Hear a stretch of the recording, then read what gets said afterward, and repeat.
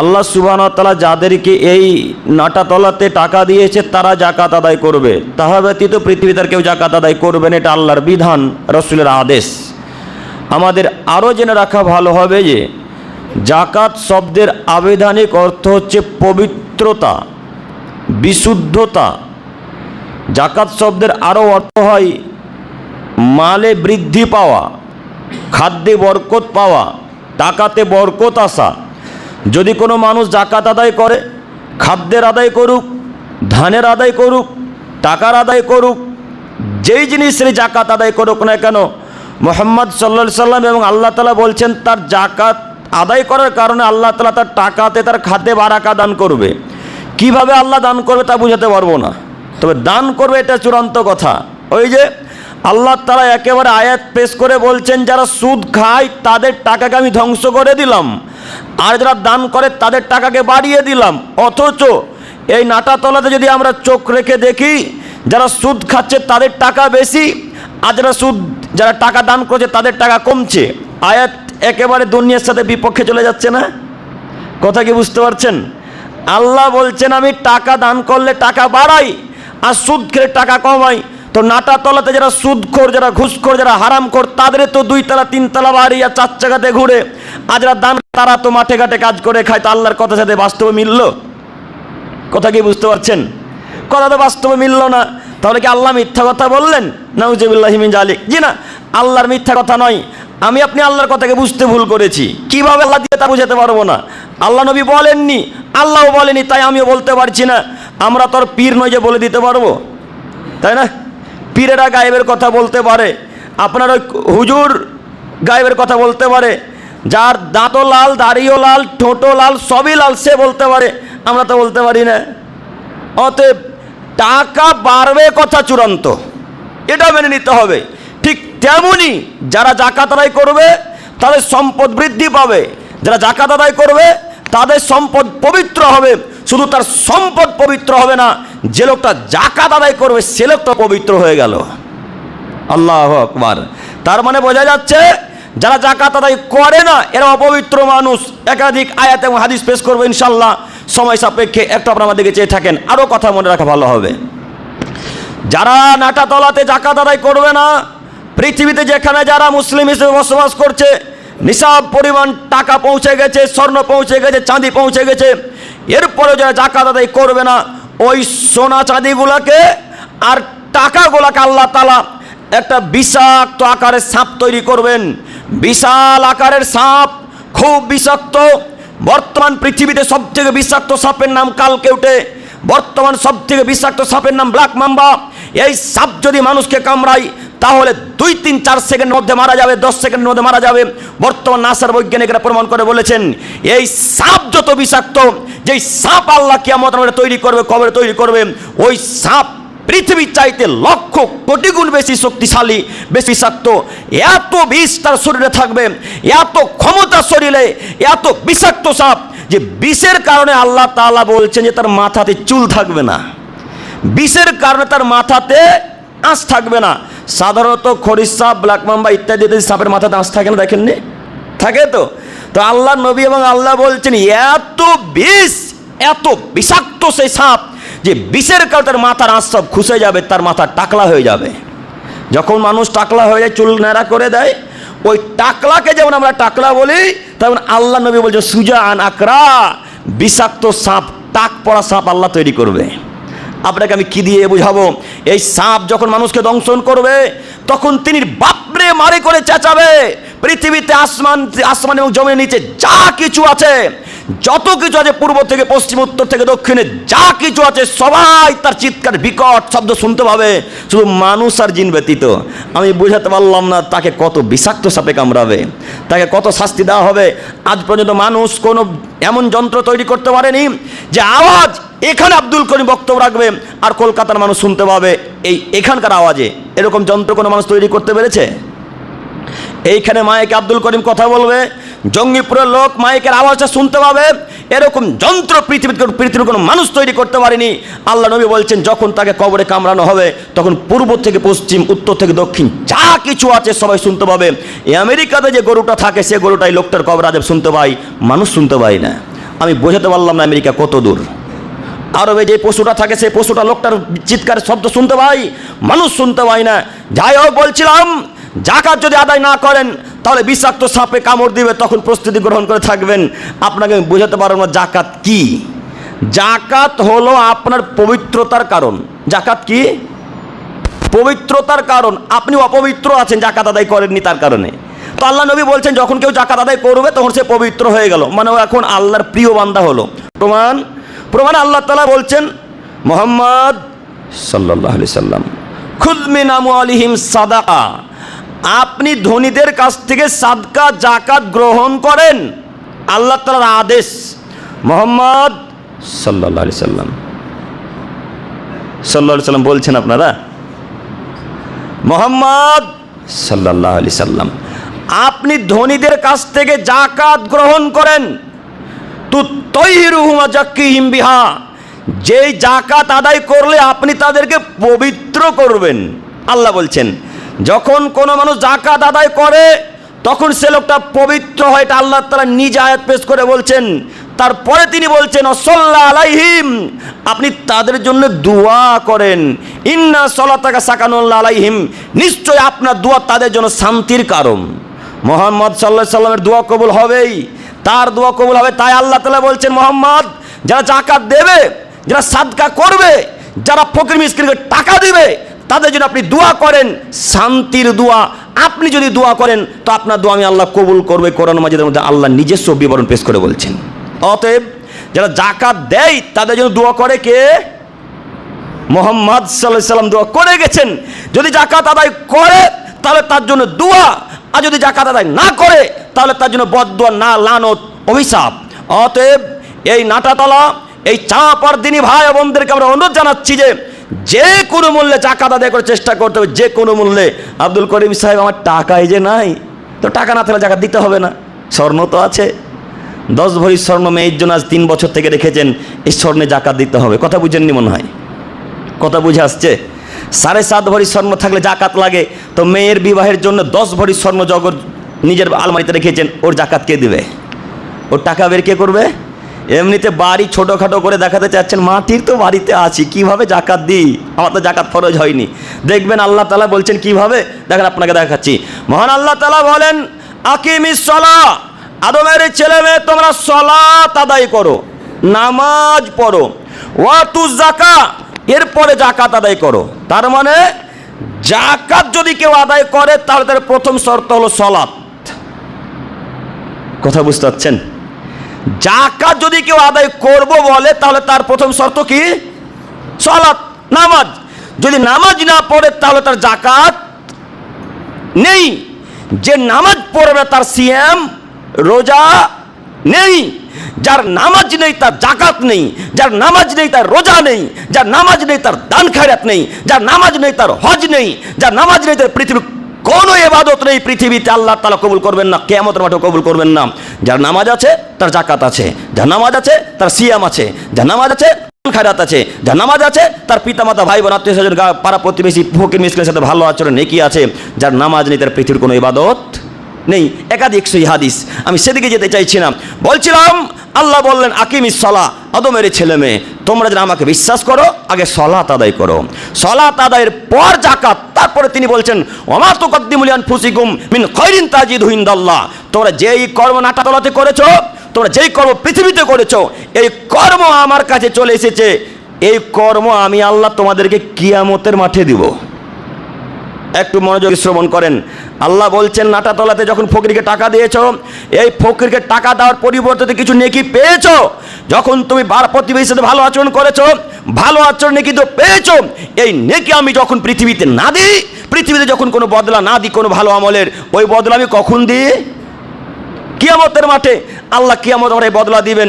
এইভাবে বলতে বলতে বলতে বলতে তিনি শেষ পর্যায়ে এসে বলছেন ইন্নাল্লাহা বিমা তা'মালুনা বাসীর, পৃথিবীর মানুষ তোমরা যা কিছু করবে করো না কেন, আমি আল্লাহ সব কিছু দেখি, সব কিছু জানি। আল্লাহ বলছেন।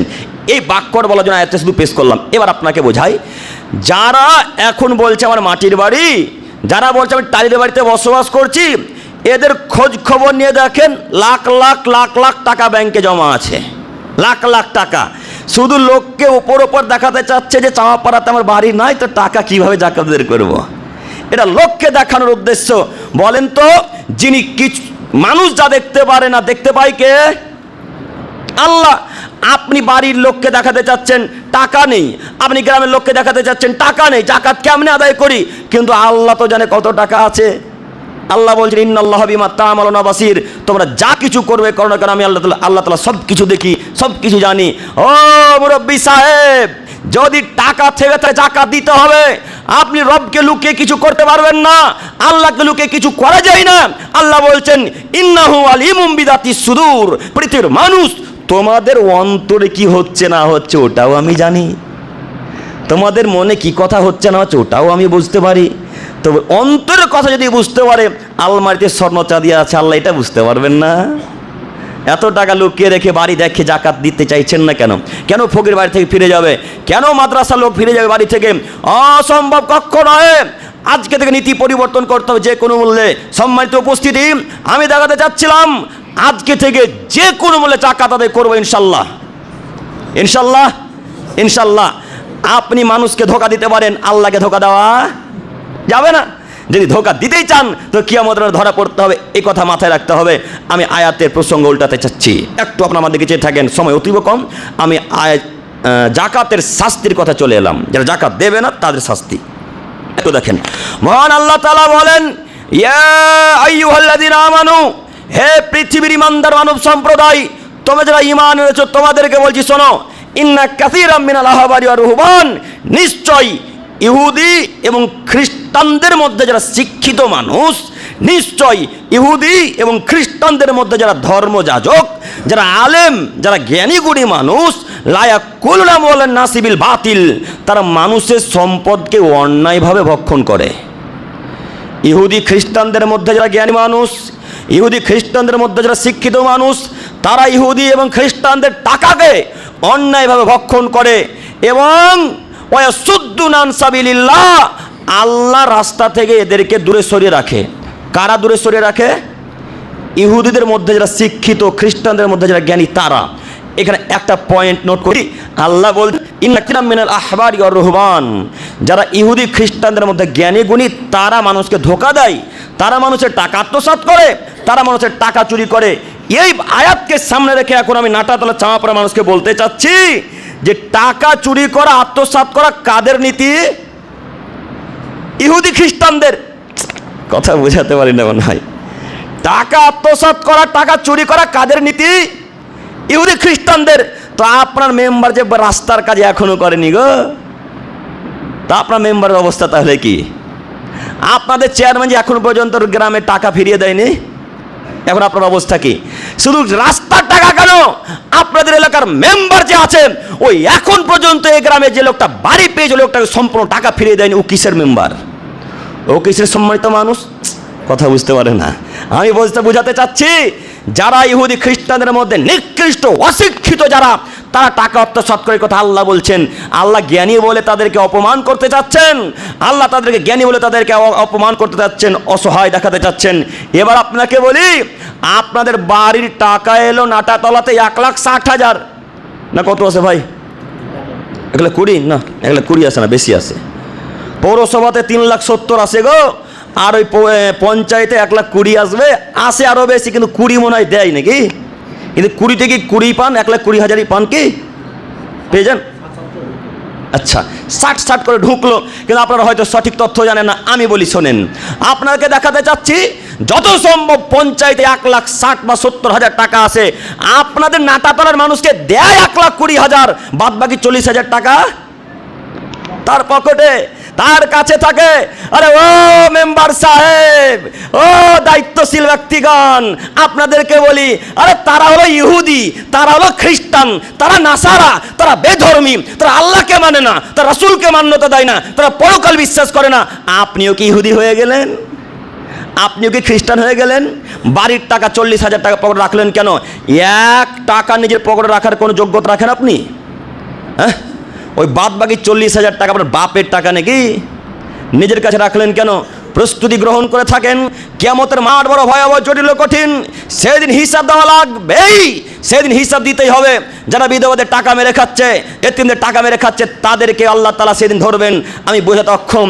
আমি বলতে চাচ্ছিলাম, ইহুদি খ্রিস্টানদের নীতি হলো চুরি করা, ইহুদি খ্রিস্টানদের নীতি হলো আত্মসাৎ করা। আপনি তাদের নীতিতে যাবেন না ইনশাল্লাহ, ইনশাল্লাহ। আজকের পর থেকে যদি তাদের নীতি গ্রহণ করেন, তা আল্লাহ নবী বলছেন, মান তাসাব্বাহা বিকাউমিন ফাহুয়া মিনহুম। পৃথিবীর মানুষ, তোমরা যারা ইহুদি খ্রিস্টানদের নীতি গ্রহণ করেছো, তোমরা যারা নাসারাদের নীতিকে মেনেছো, তোমরা যারা হিন্দুদের নীতিকে মেনেছো, তোমরা যারা সাঁওতালদের নীতিকে মেনেছো, বৌদ্ধরা যেখানে যাবে তোমরাও সেখানে যাবে। বলেন তো, নাটাতলার মানুষ বৌদ্ধরা জান্নাত যাবে না জাহান্নামে? জাহান্নামে। তখন বৌদ্ধদের নীতিতে যত নাটাতলা মানুষ চলবে, খ্রিস্টান নীতিতে চলবে, ইহুদির দিদের নীতিতে চলবে, এরা এখন কোথায় যাবে? জাহান্নামে। আপনাকে আমি বোঝাতে অক্ষম। আল্লাহ, তোমার দ্বারা ভিক্ষা চাইছি, মানুষকে বোঝার তৌফিক দান করো, সকলে বলি আমিন। হামেদান মুসাল্লিয়ান আম্মা বাদ।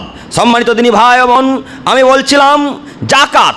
আল্লাহ তাআলা বলছেন ইহুদি খ্রিস্টানদের নীতি হলো আত্মসাৎ করা, চুরি করা। পরবংশে তিনি বলছেন, আল্লাযীনা ইয়াকনিজুনা যাহাবা ওয়াল ফিদ্দা। এই ইহুদি খ্রিস্টানদের মধ্যে যারা ভালো মানুষ ছিল, তাদেরকে এই ধর্মযাজকগণেরা, এই শিক্ষিত মানুষেরা বলতো, আরে আল্লাহ রাস্তায় টাকা ব্যয় করিও না, তোমরা জাকাত দিও না, জাকাত দিতে হয় না।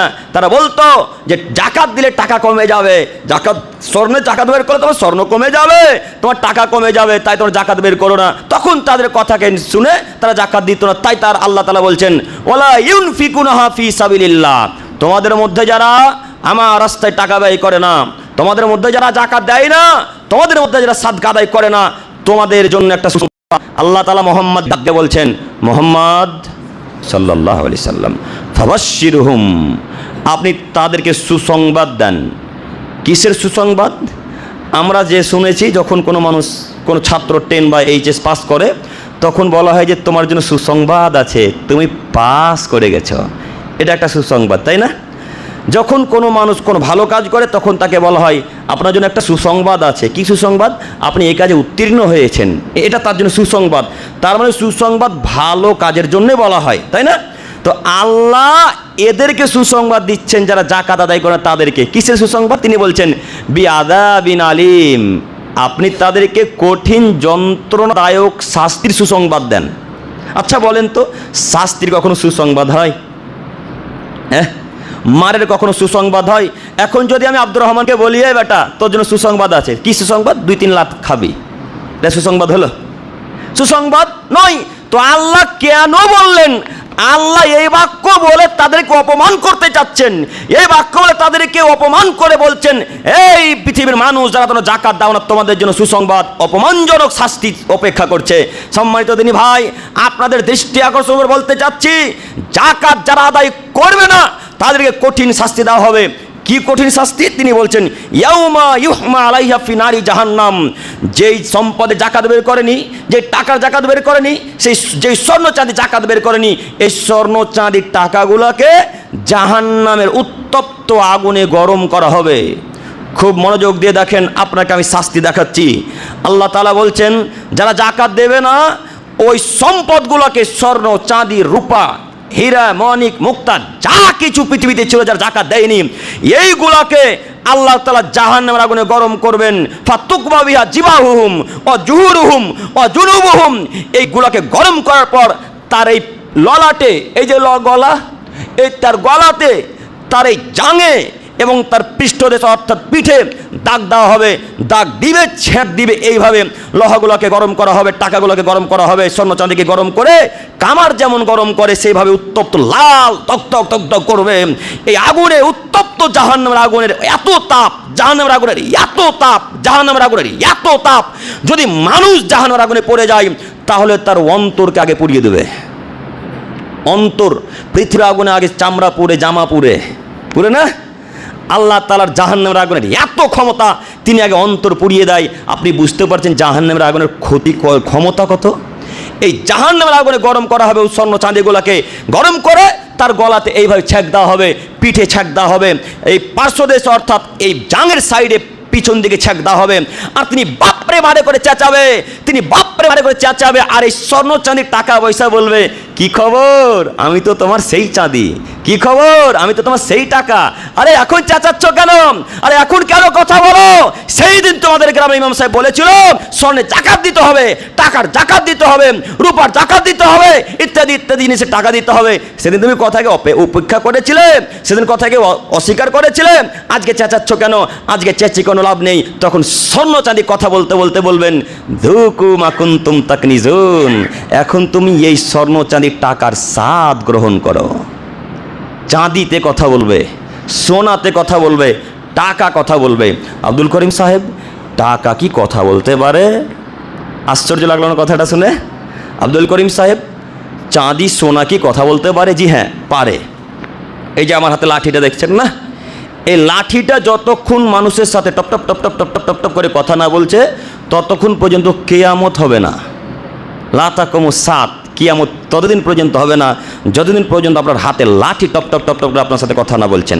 আপনি নাটাতলা দিকে যাচ্ছেন, নাটাতলা দিকে যেতে যেতে যেতে যেতে একটা গরুর সাথে রাস্তাতে দেখা, ছাগলের সাথে রাস্তাতে দেখা, গরু ছাগল আপনার সাথে টপ টপ টপ করে কথা বলবে। বলো, আব্দুর রহমান আপনি কি করছেন, কোথায় যাচ্ছেন?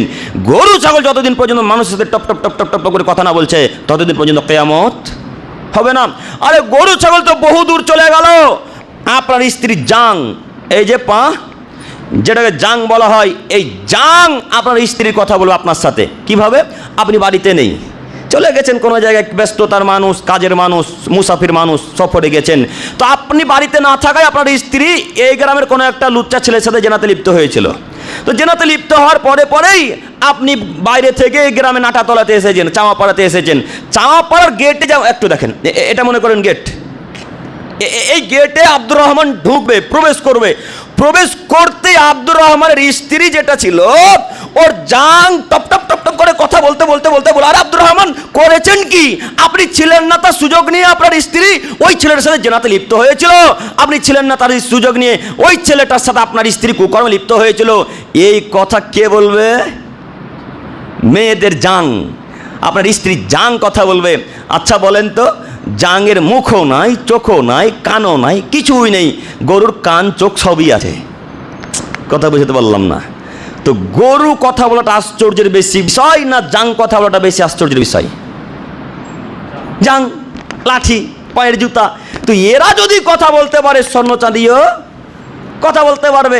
স্বর্ণ চাঁদি সেদিন বলবে, আনা মালুক আনা কানজুক, আমি তোমার সেই গচ্ছিত সম্পদ, আমি তোমার সেই গচ্ছিত সম্পদ, যেই সম্পদ আলমারিতে উঁচু করে রেখেছিলে, যেই সম্পদ আলমারিতে সাজিয়ে রেখেছিলে, এখন সাদ গ্রহণ করো। সেই দিন বুঝতে পারবেন জাকাত আদায় না করার ফলাফল কত। এলাকাতে হাজারো ধনী ধনী মানুষ বসবাস করছে, যারা জাকাত যদি আদায় করে, এই মসজিদ তৈরি, সরি ভুল হলো, মাদ্রাসার কোনো একটা শিক্ষককে কলকাতা আদায় করতে যেতে হবে না। কথা বুঝতে পারেননি?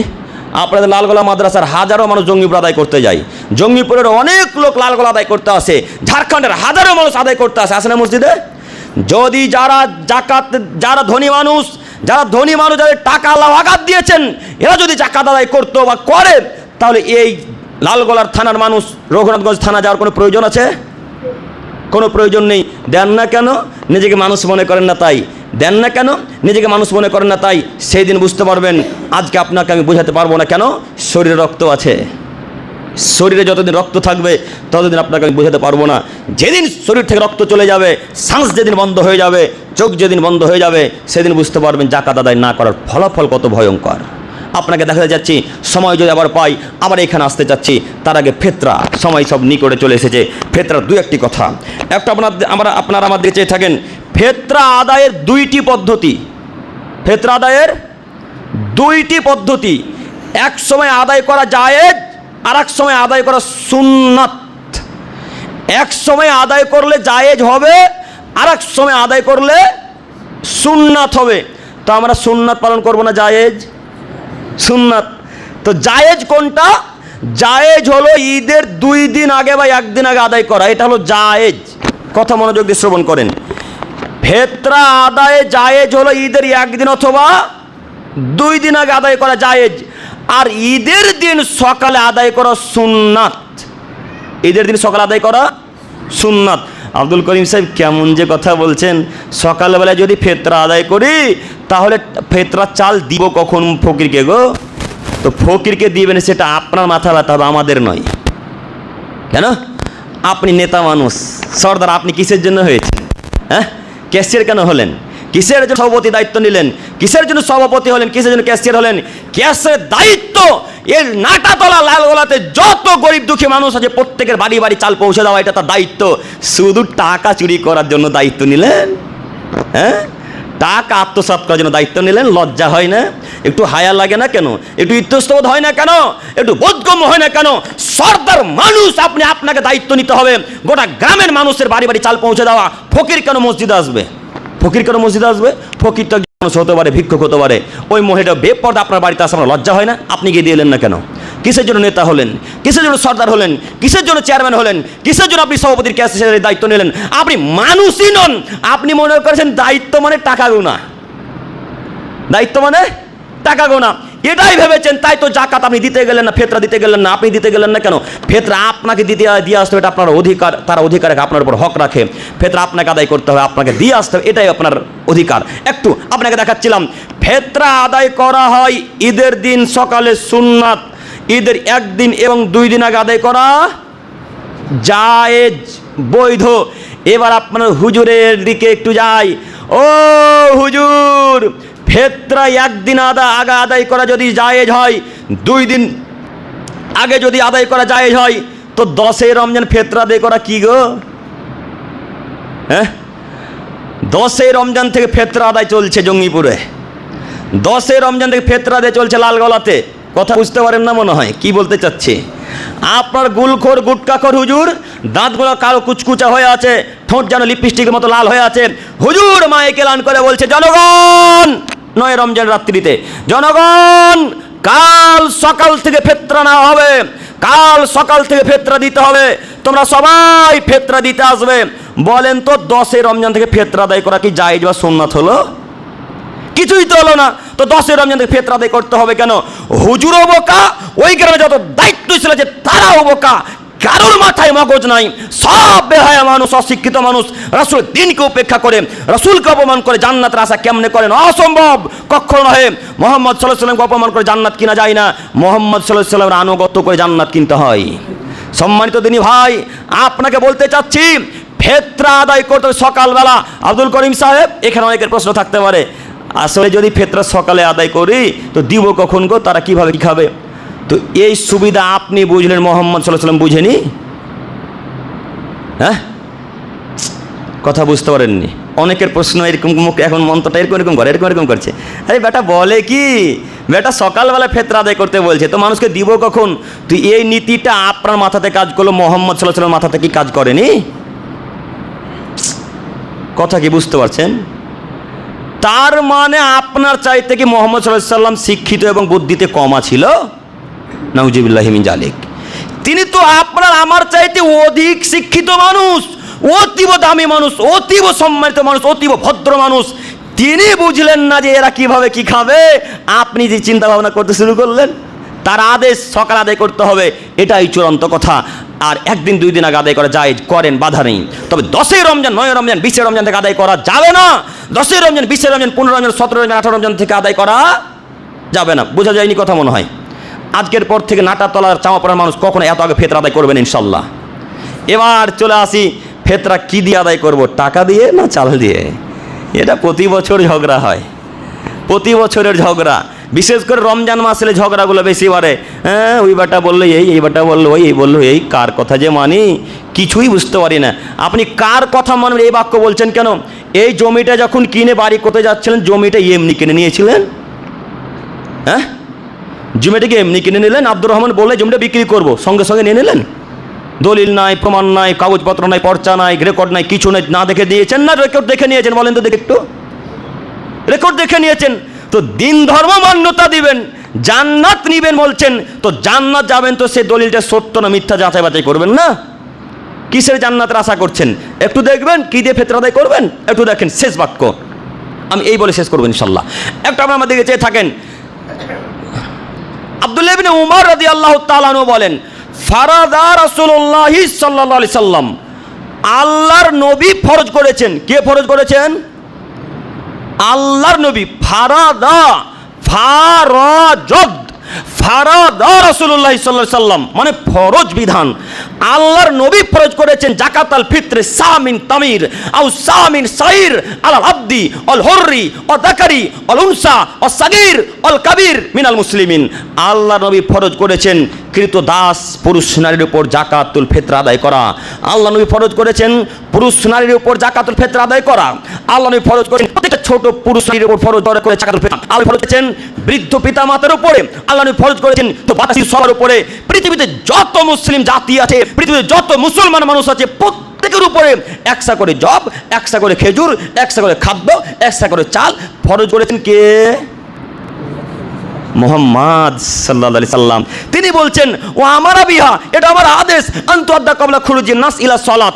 ঈদগাহে মাঠের যাওয়ার পূর্বে তা আদায় করতে হবে। ঈদগাহে যাওয়ার আগে ফিতরা আদায় করতে হবে, এটা হলো ফরজ বিধান মুহাম্মদ সাল্লাল্লাহু আলাইহি ওয়াসাল্লামের পক্ষ থেকে। এবার আপনাকে বলি, যিনি ফরজ করেছেন তার নাম মুহাম্মদ সাল্লাল্লাহু আলাইহি সাল্লাম। যিনি বলেছেন খাদ্যবস্তুতে ফিতরা আদায় করতে হবে, তিনি কে? মুহাম্মদ সাল্লাল্লাহু আলাইহি সাল্লাম। তিনি আসমান জমিনে যত মানুষ এসেছে, কিয়ামত পর্যন্ত যত মানুষ আসবে, এখন পর্যন্ত যত মানুষ আছে, ওর মতো দামি, ওর মতো সম্মানিত, ওর মতো ভদ্র, ওর মতো বিশ্বনবী পৃথিবীতে কেউ আসেনি, কিয়ামত পর্যন্ত কেউ জন্মগ্রহণ করবে না। এত দামি মানুষে বলছেন ফিতরা, জাকাতের ফিতরা আদায় করলাম, খাদ্যবস্তু দিয়ে ফরজ করলাম। ফরজ তিনি করলেন, আর আপনার ফেসবুকের মুফতি সাহেব গোলখোর গুটকাখোর হুজুর বলছে টাকা দিয়ে ফিতরা আদায় করতে হবে। এখন কার কথা মানবেন? মুহাম্মদ সাল্লাল্লাহু আলাইহি সাল্লামের কথা। তাহলে হুজুরের কথাতে লাথি মেরে আজকে গোরস্থানে পুঁতে দেবো কথাটাকে ইনশাল্লাহ। কিয়ামত পর্যন্ত আর টাকা দিয়ে ফিতরা আদায় করবো না, মনে থাকবেন ইনশাল্লাহ।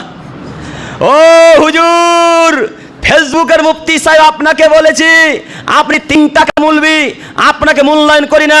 আপনি 3 টাকার মূলবি হয়ে টাকা ফরজ বিধানকে উল্টালেন কেন? মুহাম্মদ সাল্লাল্লাহু আলাইহি সাল্লাম বলছেন আমি ফিতরা ফরজ করলাম খাদ্য দিয়ে, আর 3 টাকার 3 পয়সার মূলবি বলছে টাকা দিয়ে ফিতরা আদায় করা যায়। তিনি বলছেন ফিতরা টাকা দিয়ে আদায় করা যায়, চাল দিয়ে আদায় করা যায়। আরে হুজুর, আপনি বললেন না কেন টাকা দিয়ে ফিতরা চলবে না? টাকা দিয়ে ফিতরা চলবে না, টাকা দিয়ে ফিতরা চলবে না। খাদ্যবস্তু দিয়েই ফিতরা আদায় করতে হবে, খাদ্য দিয়েই ফিতরা আদায় করতে হবে, খাদ্য দিয়ে ফিতরা আদায় করতে হবে। কথা বললেন না কেন? এই কথা বলবেন আপনার হুজুর কেন?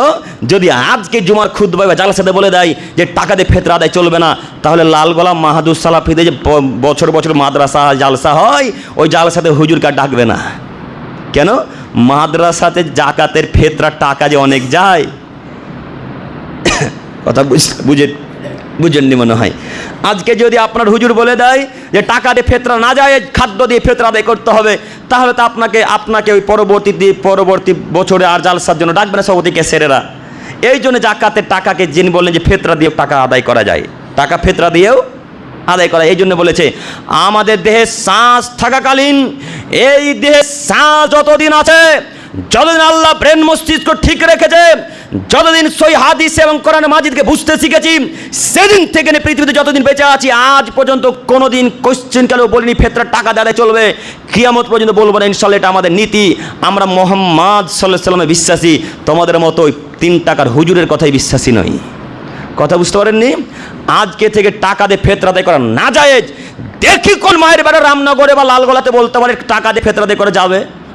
যদি কেউ প্রমাণ করে দিতে পারে জাতীয় ইসলামের কথা বলবেন ইনশাল্লাহ। আবার আজকে বলে গেলাম, সম্মানিত মুরব্বী সাহেব বলছিলাম খাদ্য দিয়েই ফিতরা আদায় করে, এটা দ্বীনি বিধান, আল্লাহর পক্ষ থেকে আসা ফরজ বিধান, রাসূলের পক্ষ থেকে আসা ফরজ বিধান। আব্দুল করিম সাহেব, গোটা পৃথিবীতে যে লালগোলার মানুষের টাকা দিয়ে ফিতরা আদায় করছে, গোটা পৃথিবীর মানুষ একদিকে টাকা দিয়ে ফিতরা আদায় করুক, আমরা একদিকে খাদ্য দিয়ে আদায় করবো ইনশাল্লাহ। এটাই হলো চূড়ান্ত কথা। আপনার কথা বাতিল, আপনার কথা বাতিল, আপনার কথা বাতিল, আপনার কথা চলবে না। এই জন্য আপনাকে কোনো একদিন আলোচনায় ঝাড়খণ্ডে বলেছিলাম যে টাকা দিয়ে ফিতরা আদায় করে কেন বললেন, বলবেন কেন বলবেন, এ কথা আগে উত্তর দিতে হবে। কেন বলবেন? আপনাকে সেই জন্য সেদিন বলেছিলাম ফেসবুকের মুফতি সাহেব 3 টাকার মূলবি, 3 পয়সার মূলবি, আর যিনি ফরজ করছেন তিনি কে? মুহাম্মদ সাল্লাল্লাহু আলাইহি সাল্লাম। তাহলে ওই 3 পয়সার মূলবির কথা আর চলবে না ইনশাল্লাহ। মনে থাকবে না? মনে থাকবে ইনশাল্লাহ। অতএব আমরা যদি পৃথিবীতে বেঁচে থাকি 20 বছর, 20 বছর যতটা সিয়াম পাবো, রমজান মাস পাবো, তখনই ফিতরা কি দিয়ে আদায় করব? খাদ্যবস্তু দিয়ে ইনশাল্লাহ। আল্লাহ তোমার দয়া আসাধারী, তুমি তো দয়াবান, তুমি তো ক্ষমাবান, তুমি তো দয়াশীল, তুমি তো ক্ষমাশীল। তোমার রহমতের আশাধারী আল্লাহ, তুমি আমাদের সকলের ওপর রহম করো, সকল বলি আমিন। আল্লাহ, তোমার দরবারে ভিক্ষা চেয়ে বলি মালিক, তুমি আমাদের সকলের সিয়ামকে এবং কিয়ামকে কবুল করো, সকল বলি আমিন। আল্লাহ, তুমি বড় রহমান, তুমি বড় দয়াবান, তুমি বড় ক্ষমাবান। আমাদের মধ্যে অনেকে অসুস্থ, আল্লাহ তুমি তাদেরকে খুব দ্রুত সুস্থতা দান করো, সকলে বলি আমিন। আল্লাহ, তোমার দয়া আশাধারী মালিক, আমরা পৃথিবীতে যতদিন বেঁচে থাকবো ততদিন যেন তোমার রাসূলের পদ্ধতিতে চলতে পারি, সে তৌফিক দান করো, সকলে বলি আমিন। আল্লাহ, তোমার দরবারে ভিক্ষা চাইছি, আজকে 23শে রমজান, আর হয়তো 6টা বা 7টা দিন আছে। জানি না আমরা কীভাবে তোমাকে ডাকলাম, কীভাবে খুশি করতে পারলাম তাও বুঝতে পারিনি। আল্লাহ, আমরা মানুষ হিসেবে পাপ করবো, এই কথাই ঠিক। আল্লাহ, আমরা পাপী বান্দা, আমরা পাপ করবো, এই কথাই চূড়ান্ত। আল্লাহ, তুমি তো দয়াশীল, তোমার তো দয়ার অভাব নাই। তুমি তো ক্ষমাশীল, তোমার তো ক্ষমার অভাব নাই। তুমি তো রহমান, তুমি আসমান জমিনের সবচাইতে বেশি রহমান, সবচাইতে দয়ালু মানুষ, সবচাইতে দয়ালু স্রষ্টা। অতএব তোমার দরবার ভিক্ষা চাইছি আল্লাহ, তুমি আমাদের সকলেরই গুনাহ খাতাকে মাফ করো, সকলে বলি আমিন। আল্লাহ, তোমার দরবার ভিক্ষা চাইছি, 23শে রমজান পার হয়ে গেল, সামনে বছর সিয়াম পাবো কিনা তাও জানি না। আল্লাহ, তুমি আমাদের সকলেরই সিয়ামকে কবুল করে মুহাম্মদ সাল্লাল্লাহু আলাইহি ওয়াসাল্লামের পদ্ধতিতে চলার আমাদেরকে তৌফিক দান করো, সকলে বলি আমিন। আল্লাহ, এহকাল ছেড়ে পরকালে যারা পাড়ি দিয়েছে, তুমি তাদের সকলের গুনাহ খাতা মাফ করে জান্নাতুল ফেরদাউস দান করো, সকলে বলি আমিন।